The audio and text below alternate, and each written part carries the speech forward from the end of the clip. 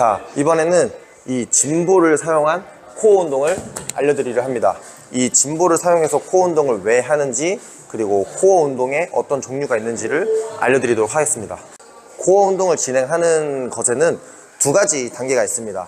이 첫 번째 단계는 코어를 중립을 맞추어서 안정화를 만든 상태로 힘을 쓰는 코어 운동이 있고, 두 번째는 이 척추의 직접적인 움직임을 만들면서 진행하는 코어 운동이 있습니다. 이걸 두 가지 단계로 나눈 이유는 첫 번째, 코어를 안정화시켜서 쓰는 단계가 훨씬 더 쉽기도 하고 더 강한 근력을 발휘할 수 있습니다. 두 번째 단계는 조금 어렵긴 하지만 우리가 조금 더 허리의 부상을 예방하기 위해서는 더 큰 가동 범위와 가동 범위에서의 근력을 만드는 것이 중요한데, 그 단계를 만들어 주는 것이 두 번째 단계입니다. 그러니까 제가 직접적으로 이제 코어 운동을 진행할 때는 1번, 첫 번째가 조금 더 쉬운 과정에 속하고 두 번째는 조금 더 어려운 과정에 속합니다. 첫 번째는 이 안정화를 통해서 척추를 단단하게 만들고 힘을 쓰는 과정을 만들게 되는데, 이 방법의 좋은 점은 디스크가 있거나 협착이 있거나 허리에 불편함을 느끼시는 분들이 통증을 느끼지 않고 척추를 보호하는 방식으로 힘을 쓰는 것을 연습할 수 있게 만들어 줍니다. 이렇게 척추를 안정화시켜서 힘을 쓰는 방식을 연습하고, 그 다음으로는 이제 척추의 가동 범위를 회복하는 작업을 만들게 됩니다. 그러니까 디스크 있는 분들도 허리 구부려서 무거운 물건을 들 수 있을 정도로 근력을 회복하는 과정이 꼭 필요합니다. 우리가 디스크 있다고 평생 허리를 꼿꼿하게 세워서만 쓸 수는 없기 때문에 허리의 이런 가동 범위를 회복하는 운동을 꼭 진행해야 되는데, 중요한 건 운동의 진행 순서가 이 안정성을 먼저 만들고 그 다음에 이제 가동 범위를 만드는 순서로 진행을 해야 된다라고 알려드립니다. 그 과정에서 안정성을 만들고 가동 범위를 만들어 가는 과정에서 되게 효과적으로 운동할 수 있는 것이 이 짐볼을 사용한 운동 방법입니다. 이 짐볼을 사용하면 이 척추의 가동 범위를 만드는 훈련도 할 수 있고, 이 안정화, 단단하게 고정한 상태에서 힘을 쓰는 방식도 연습을 할 수가 있습니다. 이번에 알려드릴 것은 이 척추를 중립으로 만든 상태에서 단단하게 안정화를 만든 상태로 몸을 쓰는 것을 연습을 할 겁니다. 이때 가장 중요한 것은 우리가 이 척추를 안정화를 시킨 후에 상체를 사용하고 하체를 사용하는 방식을 연습을 해야 된다는 겁니다. 척추를 단단하게 만들고 가만히 버티고만 있는 훈련은 일상적으로 우리가 이렇게 움직이는 동작에는 연관성이 떨어지기 때문에 이 코어를 단단하게 고정한 상태로 팔, 다리를 움직이는 방식을 연습하는 운동을 꼭 진행을 해주셔야 이 코어 운동의 효과가 내 일상적인 활동으로 넘어갈 수 있다라고 이해를 하고 계시면 됩니다. 그래서 이 짐볼에서 할 수 있는 팔과 다리를 이제 움직이면서 코어 운동을 할 수 있는 효과적인 운동을 알려드리도록 하겠습니다.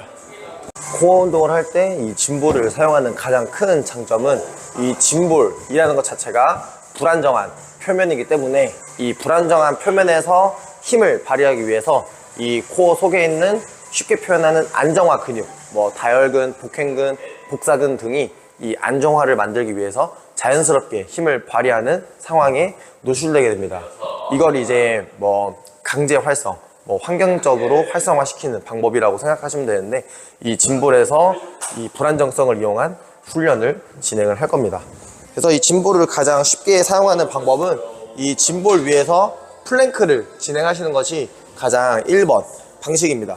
그래서 이 짐볼 위에서 플랭크를 진행하실 때는 처음 하시는 분들 같은 경우에는 발너비를 넓게 진행한 상태로 호흡을 유지하면서 이 불안정성을 버티는 훈련만 해주시면 되고, 난이도를 올리는 방식으로는 발을 붙여서 진행을 해주시면 됩니다.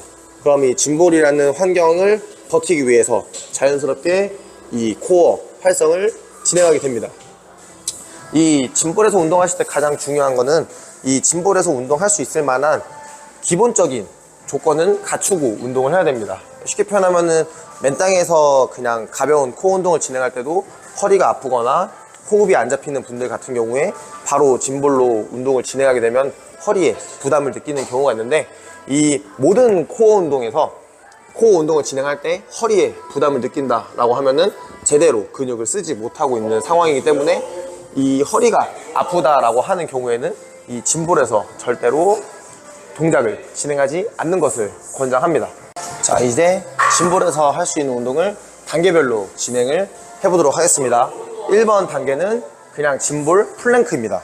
이 짐볼에다가 팔을 올려둔 상태에서 플랭크 자세를 한 후에 호흡을 통해서 안정화 근육을 강화시켜주는 운동을 진행합니다. 이게 첫 번째 단계고요. 두 번째 단계는 이 짐볼 위에서 플랭크를 한 상태로 이 상체를 움직이는 것을 연습할 겁니다. 이 상체를 움직이는 것이 더 쉬운 단계인 이유는 이 팔을 움직이면 자연스럽게 갈비뼈의 움직임을 동반하게 되는데, 이때 내가 갈비뼈를 자연스럽게 움직이면서 코어가 그 움직임에 적응하기 위해서 더 강한 힘을 발휘하면서 안정성이 이제 향상되게 됩니다. 그래서 두 번째 단계의 운동은 짐볼 플랭크 플러스 동작입니다. 이 상태에서 손을 앞뒤로 움직이면서 이 코어를 자극해 줍니다. 이 손을 앞뒤로 움직이는 것이 쉬워진 후에는 손을 돌리는 방식으로 운동을 진행해 줍니다. 이렇게 왔다 갔다 돌리는 방식으로 운동을 진행해 주시면 됩니다. 이렇게 손을 코어의 안정화를 잡은 상태에서 팔을 움직이는 것이 두 번째 단계입니다. 자, 세 번째 단계로는 이제 이 짐볼에서 플랭크를 한 상태로 다리를 움직이는 겁니다. 이 짐볼을 버티고 있는 상태에서 다리를 움직이는 것이 팔을 움직이는 동작보다 더 어렵고요. 이때 최대한 중심을 잃지 않도록 동작을 진행해 주시면 됩니다. 만약에 이 동작이 쉬워지면 다리를 약간 교차하는 방식으로 움직여 주면 됩니다. 이때 이 동작의 흔들림을 최소화한 상태로 동작을 진행하는 것에 초점을 맞춰주시면 됩니다. 이 짐볼에서 하는 플랭크 동작의 가장 중요한 점은 코어를 안정화시킨 상태에서 동작을 만들어내는 것이기 때문입니다. 자, 난이도를 조절하는 방법은 1단계와 2단계 모두 이 짐볼 위에서 다리를 벌려서 진행하면 기저면이 넓어지기 때문에 난이도가 줄어들고요. 다리를 모아주면 모아줄수록 난이도가 증가하게 됩니다.